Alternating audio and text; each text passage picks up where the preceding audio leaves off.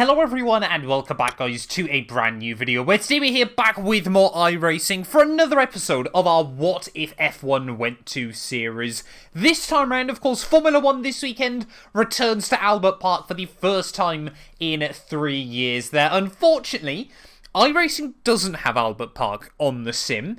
However, it does have a couple of other Australian gems. Now, the very first video we did in this series, I think it was early February, a few weeks ago now, we went to Mount Panorama and Bathurst, of course, probably the most well-known Australian circuit. It probably genuinely rivals Albert Park, which is insane when you think, sort of, you know, the scope that Formula 1 has in comparison to many other motorsport series. But yeah, of course, if you wanted to go back and check out that video, there will be links down, down in the description, or if you click the I at the top right-hand side of your screens there, it'll be available if you want to go back and check that one out. But today, though, we're going to head to one of, I think, definitely safe to say, sort of Australia's other most well-known circuits, but really it's only actually known for bikes, to be honest, obviously outside of Australia. That, of course, is Phillip Island, a very, very interesting circuit, one that I think is going to be very exciting to race a Formula 1 car around, and one, yeah, that I think is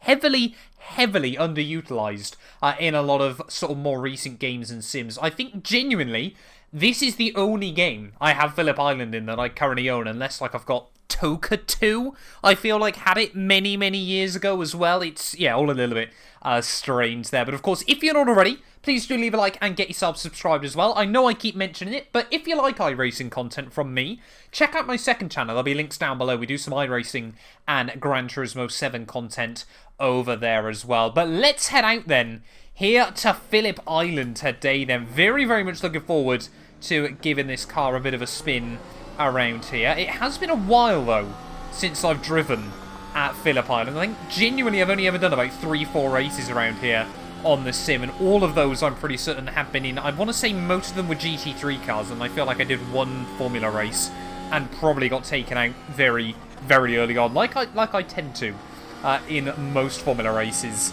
on iRacing. But yeah, let's see then what this Mercedes is going to be able to muster up today, though. Really, really looking forward to jumping into it and seeing what the car has got. Yeah, Phillip Island, though, again, is a bit of a weird circuit, you know. So the first bit of the lap is very much sort of high downforce, everything like that. Then you kind of navigate your way through this weird little S section of corners there. A lot of hairpins, you know, sort of a lot of cutting back on yourself. And then, of course, yeah, the final couple of corners, again, are going to be very, very interesting when we have to open the taps up. But yeah, I don't know. I'm guessing this track is probably FIA Grade 2 or Grade 3.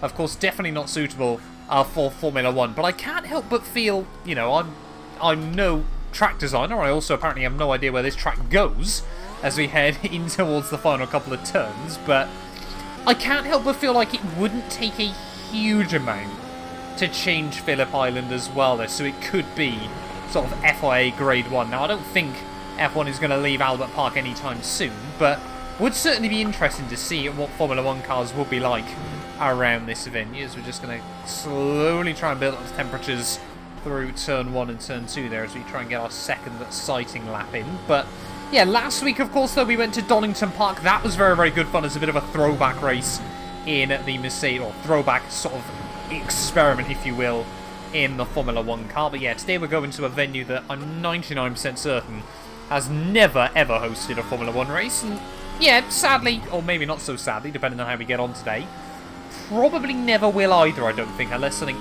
drastic suddenly changes in the world of motorsport. But like I said, it's the only way I've sort of really ever heard of this track before is actually motorbikes. I don't know, I'm not very good with motorbikes, I'll be honest with you, as you probably will have tell if any of you've seen any of my MotoGP content that we've done in the past. I don't know if it was MotoGP or the, like, World Championship, I can't remember the name of it, the World Superbike Championship that used to race around here. I don't know if they still do, in all honesty. Obviously just haven't been able to over the last couple of years, but that's sort of where my knowledge of Phillip Island comes from. Like I said, I think it was on an old Toka game. I know Toka 2, I want to say, had a lot of the Australian circuits on it as well there, of course, because it had all of the V8 supercars as well. That was such a game back in the day as well there. But yeah, never really sort of, like I said, once I got Phillip Island on iRacing a couple of years ago, it was, yeah, very, very rare for me to race around a track nowadays where I genuinely have no idea what I'm doing going into it, unless, of course, it is like a new F1 track. You know, Jeddah last year, Vietnam on F1 2020 the year before that. Yeah, always a bit weird, because it doesn't happen often. Probably, yeah, like I said, twice, maybe 3 times a year, I go to a race circuit that I've just never driven before at anymore. But so far, though, just trying to build it up with this Merc. Let's go put the battery up. And let's try and go for sort of our first proper attacking lap then, as we get...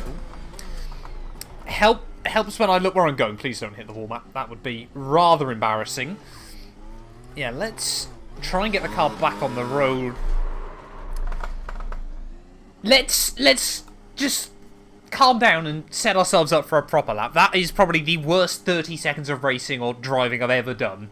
Right, well, heading back out then onto the circuit, let's actually try and change my battery before we get in towards the final corner, so we don't loop it around again. Of course, yeah, in a Formula 1 car, the lap probably starts down here in what is, the third last corner of the lap there, because I think, yeah, these last couple of turns, I mean, this final corner is pretty much flat out in a GT3 car as well, so it's basically not really going to be a corner at all in a Formula 1 car there. But activate the DRS then up towards the start-finish line.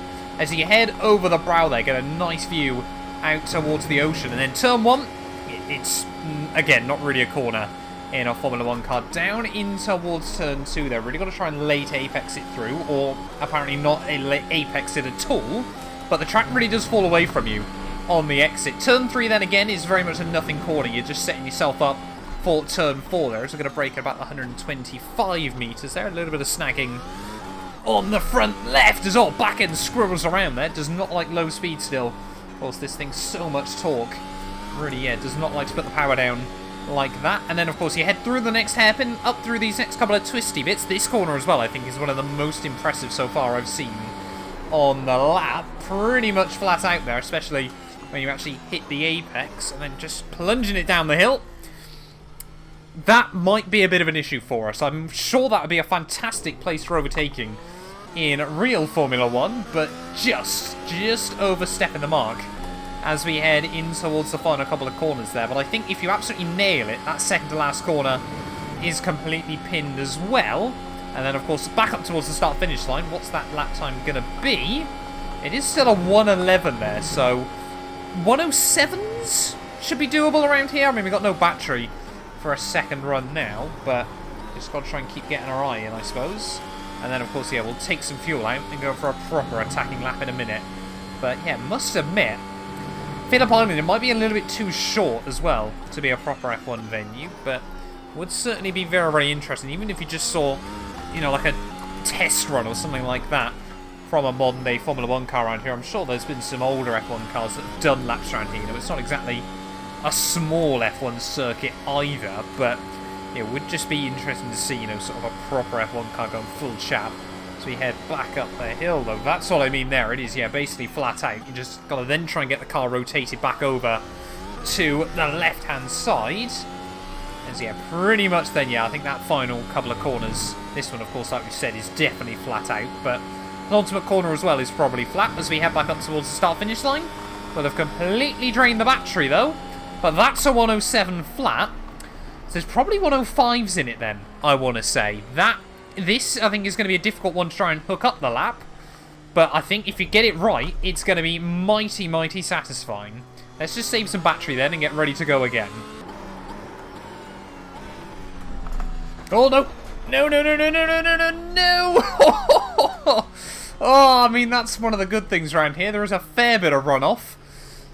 That almost went very, very badly wrong there, but luckily, yeah, plenty of room. I mean, we weren't far away from the ocean there, and not many Formula 1 tracks, or not many tracks generally, you can say that about as well. But yeah, trying to still save up some battery, I guess that'd be the other big issue around here as well for a lot of Formula 1 teams. You know, really, that's probably the only big braking zone on the lap to try and save up some ERS, but I mean, you've obviously got the one down in towards, you know, down the hill, but even that's not a particularly big braking zone. Yeah, there aren't many big ones around here, but I'm about to go for another flyer then. We haven't got much fuel left in the tank as well, so we'll have to wait and see what we can do now. But let's try and go for a proper sweat mode lap then, here from Phillip Island.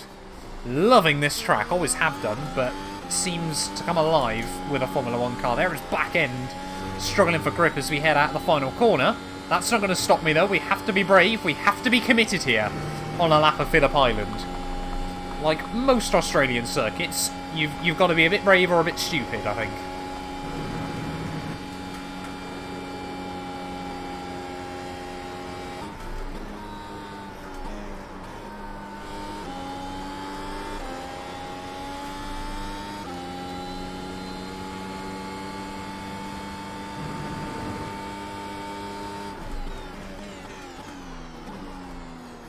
Missed the braking point there slightly. Tried to experiment braking at the 100-metre board, but definitely didn't work. But still finding time though as the lap's gone on.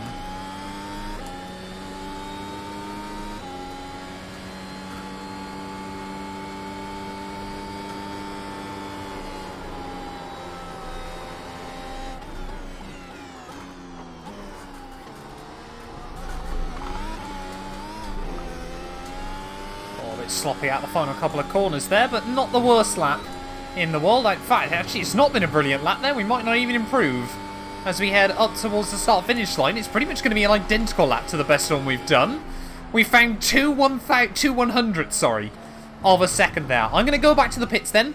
We're going to put a fresh set of boots on and take out a lot of the fuel there so we don't have to do 5 or 6 laps. And we're going to go for one more attacking lap here. This has been very, very interesting, but this is why I love this series. You know, we'll never see a Formula 1 car at Phillip Island, like I said, racing with this much anger. Would really work, though, I think. Right, come on, then. One final lap here from Phillip Island. Let's see if we can try and get down into those 106s there. I think, to be honest, if we really, really tried, a 105 might just be doable there, but I think we'd have to probably look at setups and things like that. But let's try and get a proper lap, then. Really show you guys everything that Phillip Island has got to offer here as we head out the final corner. Activate the DRS and let's try and nail this one final time. So much fun round here. You really do feel like you're hanging on the edge though in a lot of places.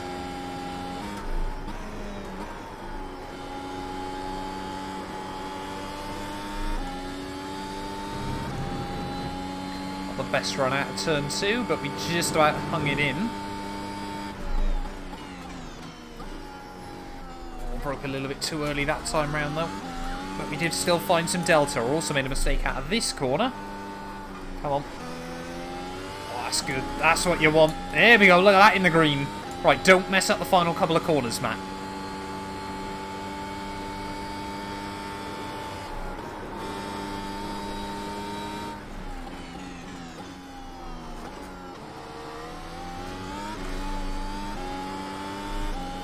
I know that final corner's pinned if you get it right, but we've had a pretty good run through the final couple of turns nonetheless there. Up towards the start-finish line. What is the time going to be at the end of running there? It is going to be a 106.0, so 105s. Definitely possible here, but a 106.043 is not a bad lap here, I want to say, at Phillip Island. That is, yeah, I don't know what sort of times the Australian supercars or the motorbikes go around here, but I'm sure they're nothing like that in a Formula 1 car. But there we go. Let me know down in the comments below. So first of all, whether you'd even heard of Phillip Island before this video. I'm sure obviously Australian fans of the channel will have, and then yeah, maybe some of the motorbike riders, sorry, I should say. That goes to show you how little I know about motorbikes there. But thank you all so much for watching this video nonetheless. If you have enjoyed, please do make sure you leave a like, get yourself subscribed. Let me know some future track ideas for what you want to see us head to in this series as well. You know, I've got so many more that I want to go to. We're certainly going to be busy throughout a lot of 2022. But thank you all so much for watching, and we'll be back very, very soon with more Formula 1 content. None of these videos would be possible without the help of our channel members, so a massive thank you to all of the names you see on your screens currently for helping support the channel. You can join them by clicking the join button down below, and yeah, thank you once again to everyone that continues all the insane support on my work.